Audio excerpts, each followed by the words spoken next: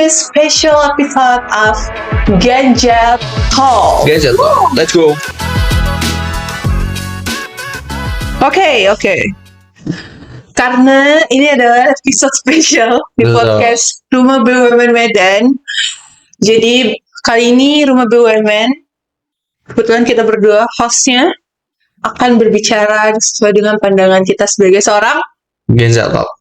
Gen Z. Gen Z. Oke.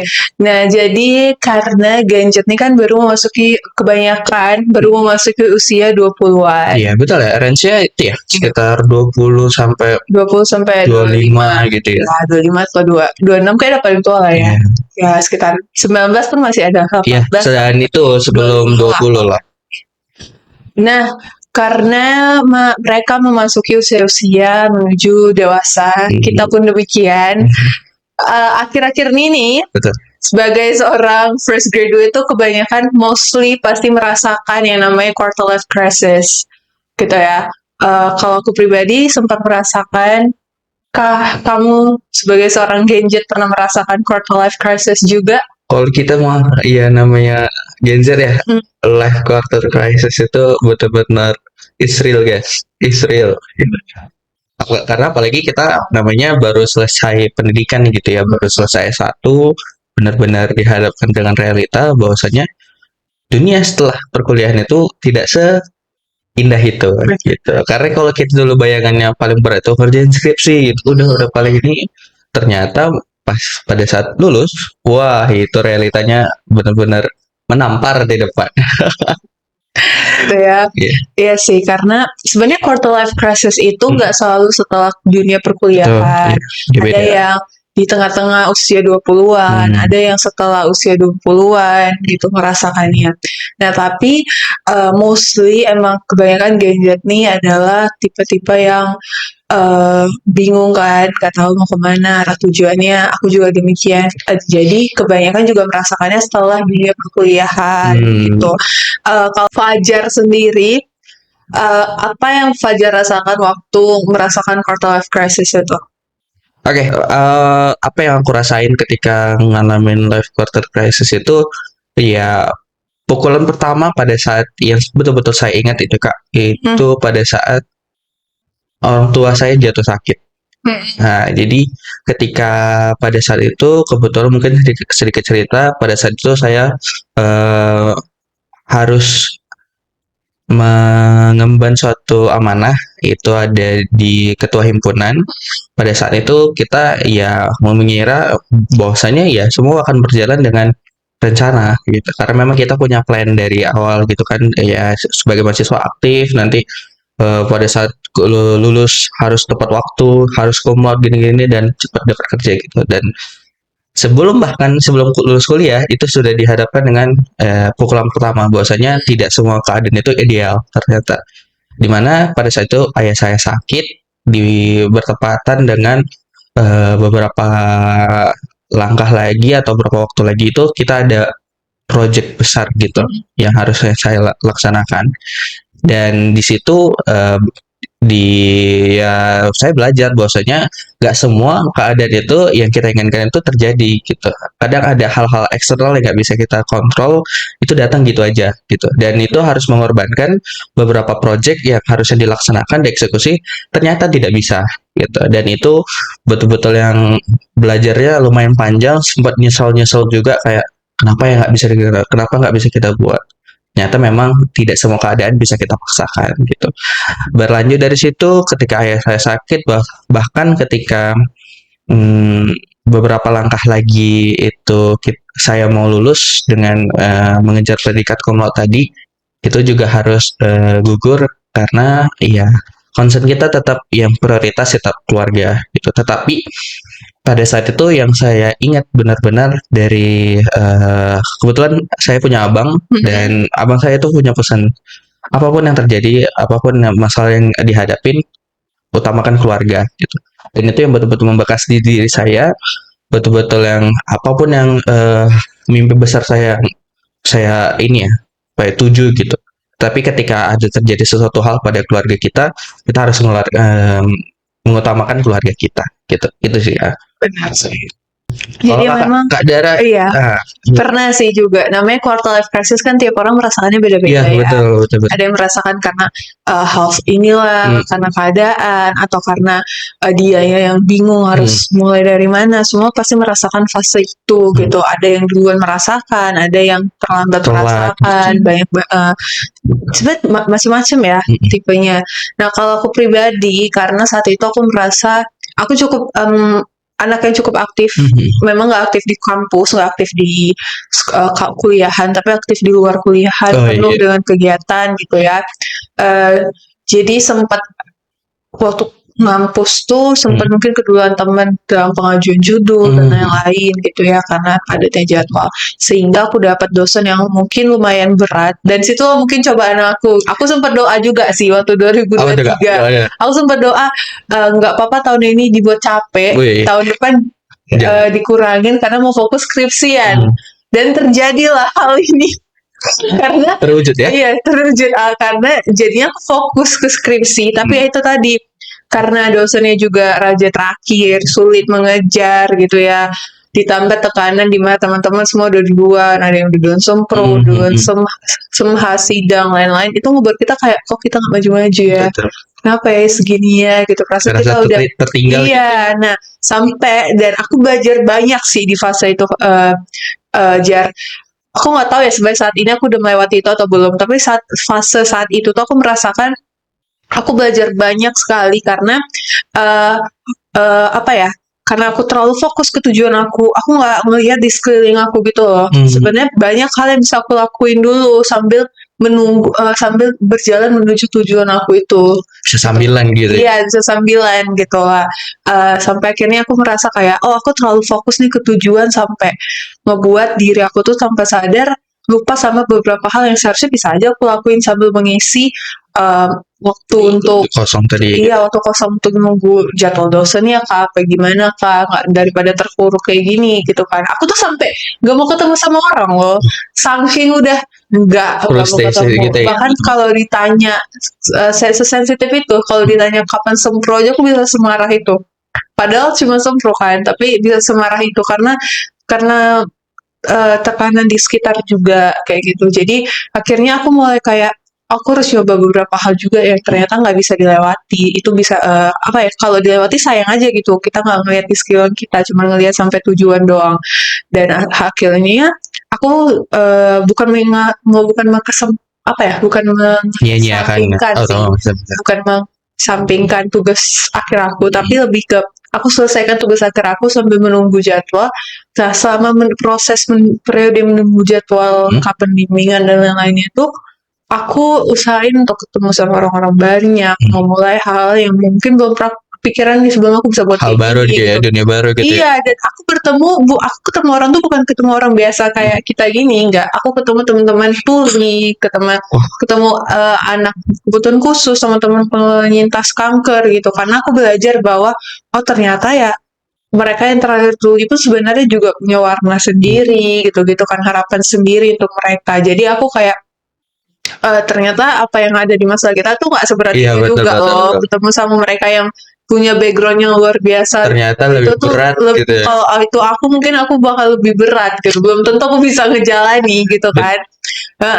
Jadi ya udah, dan pelan-pelan bisa selesai juga, meskipun berat ya selesai juga ya. Mau ya buat teman-teman juga nih yang mungkin lagi struggle sama skripsinya gitu ya, atau struggle sama apapun masalahnya. Ya sebenarnya sama kayak Fajar tadi, kekuatannya tuh cuma di keluarga sih, orang tua, ibu, adik gitu. Itu sih benar. Karena aku pernah dengar gini sih, aku pernah dengar quotes dari orang di TikTok. Pernah dengar gini nggak sih?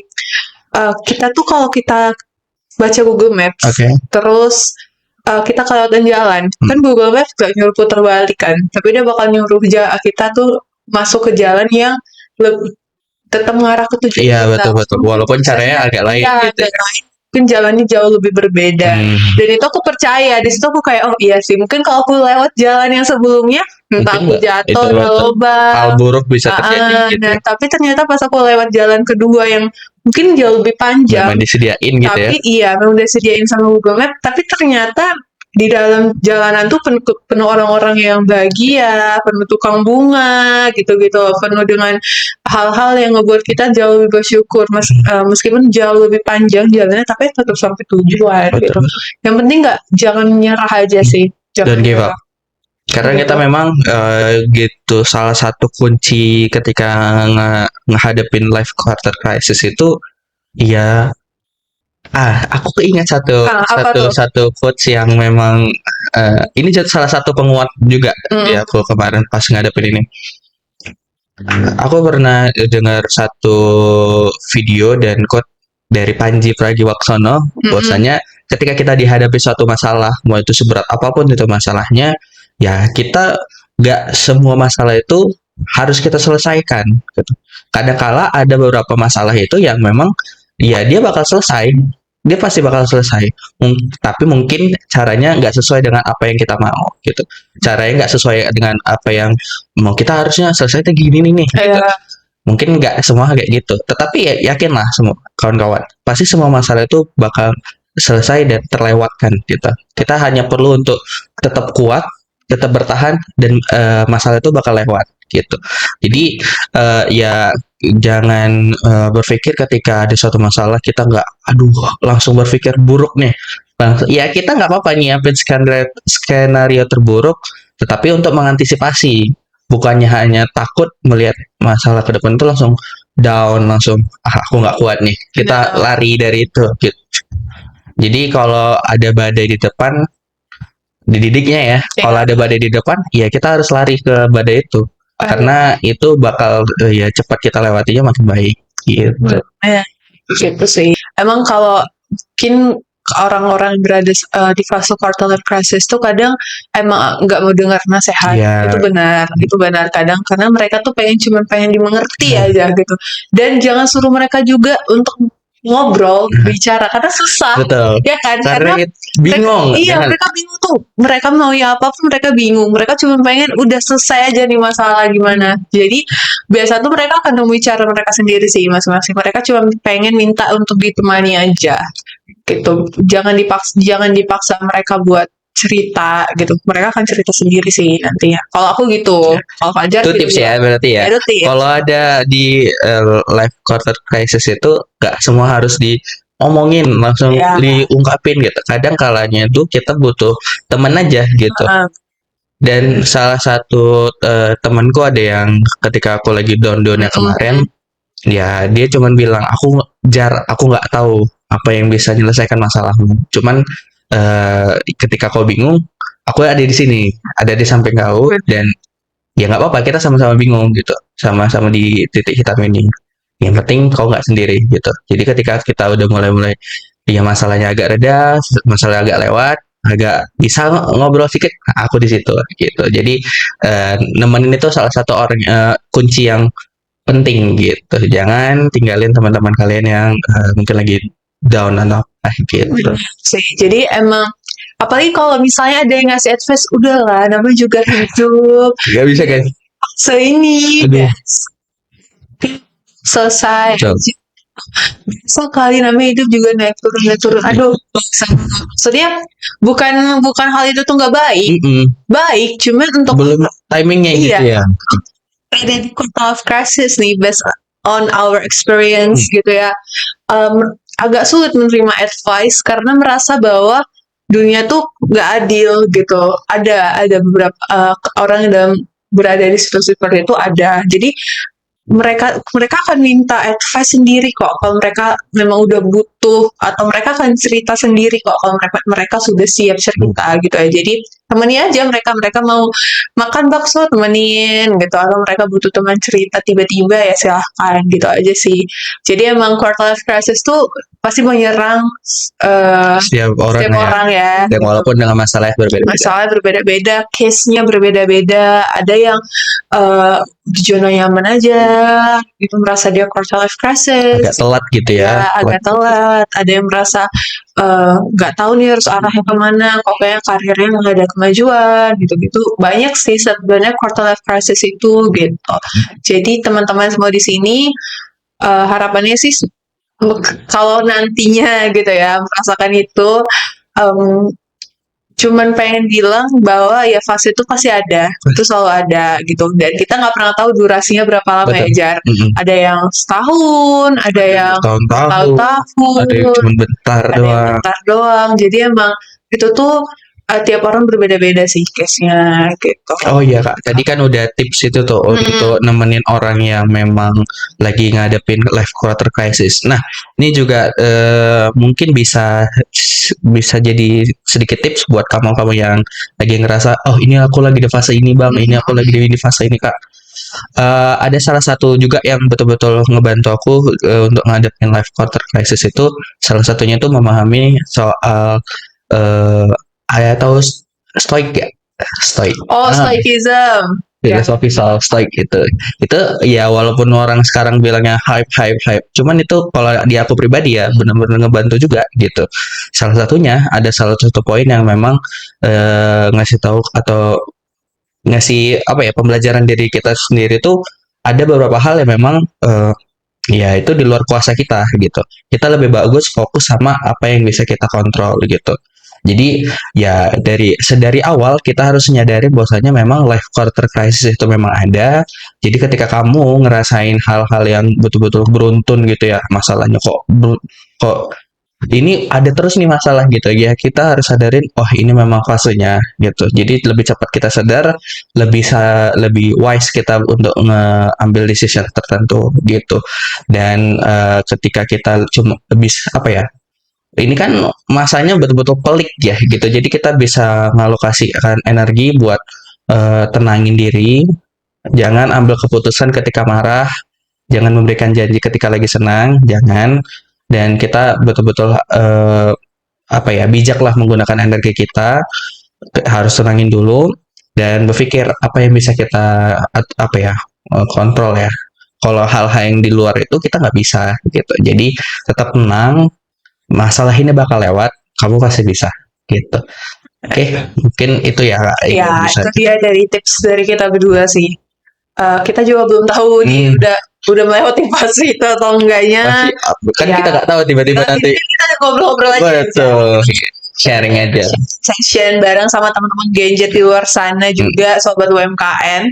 Jadi buat teman-teman semoga teman-teman bisa menemukan jati diri. Betul. Ya, jati diri teman-teman semua di luar sana, apapun yang teman-teman rasakan itu valid, jadi tenang aja. Oke. Kalau Dan gitu aku mau shout out juga nih buat teman-teman sobat muda yang ini kan kita nggak cuman sobat muda yang kuliah aja nih Kak. Dia juga yang punya usaha. Kalau misalnya lagi masa-masanya buat perjuangin usahanya UMKM-nya, tetap semangat. Aku salut sama kalian yang tetap berjuang, tetap ya di masa kondisi yang sulit ini kalian tetap berjuang perjuangin usaha kalian. Semoga lancar, semoga laris, semoga makin jaya. Oke. Semoga lancar-lancar terus. Kalau gitu kita pamit. Pamit dulu. Aku Dara dan aku Fajar. Sampai bertemu lagi di Genjet Talk selanjutnya. Bye.